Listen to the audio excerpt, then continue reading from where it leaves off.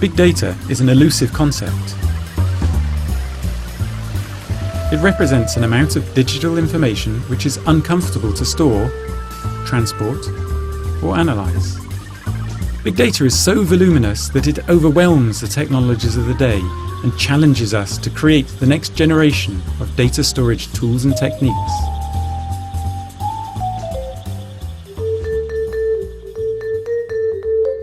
So big data isn't new. In fact, physicists at CERN have been wrangling with the challenge of their ever-expanding big data for decades. 50 years ago, CERN's data could be stored in a single computer. OK, so it wasn't your usual computer, this was a mainframe computer that filled an entire building. To analyse the data, physicists from around the world travelled to CERN to connect to the enormous machine. In the 1970s, our ever-growing big data was distributed across different sets of computers which mushroomed at CERN. Each set was joined together in dedicated home-grid networks. But physicists collaborated without regard for the boundaries between sets, hence needed to access data on all of these. So we bridged the independent networks together in our own CERNnet. In the 1980s, islands of similar networks speaking different dialects sprung up all over Europe and the States, making remote access possible but tortuous. To make it easy for our physicists across the world to access the ever-expanding big data stored at CERN without travelling, the networks needed to be talking with the same language. We adopted the fledgling internetworking standard from the States, followed by the rest of Europe, and we established the principal link at CERN between Europe and the States in 1989, and the truly global internet took off. Physicists could easily then access the terabytes of big data remotely from around the world, generate results and write papers in their home institutes. Then they wanted to share the findings with all their colleagues. To make this information sharing easy, we created the web in the early 1990s.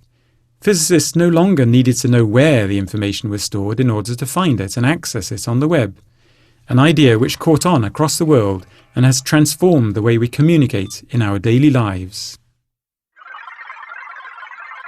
During the early 2000s, the continued growth of our big data outstripped our capability to analyse it at CERN, despite having buildings full of computers.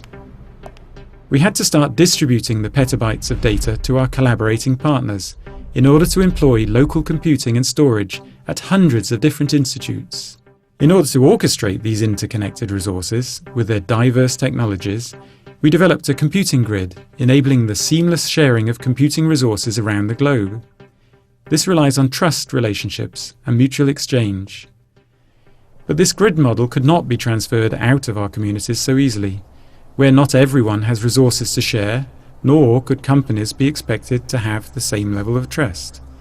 Instead, an alternative, more business-like approach for accessing on-demand resources has been flourishing recently, called cloud computing, which other communities are now exploiting to analyse their big data. It might seem paradoxical for a place like CERN, a lab focused on the study of the unimaginably small building blocks of matter, to be the source of something as big data. But the way we study the fundamental particles, as well as the forces by which they interact, involves creating them fleetingly colliding protons in our accelerators and capturing a trace of them as they zoom off near light speed. To see those traces, our detector, with 150 million sensors, acts like a really massive 3D camera, taking a picture of each collision event at up to 40 million times per second. That makes a lot of data. But if big data has been around for so long, why do we suddenly keep hearing about it now? Well, as the old metaphor explains, the whole is greater than the sum of its parts, and it is no longer just science that is exploiting this.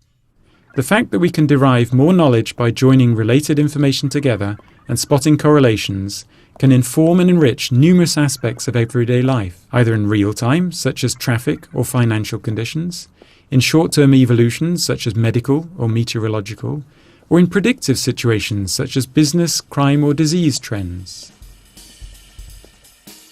Virtually every field is turning to gathering big data, with mobile sensor networks spanning the globe, cameras on the ground and in the air, archives storing information published on the web, and loggers capturing the activities of Internet citizens the world over.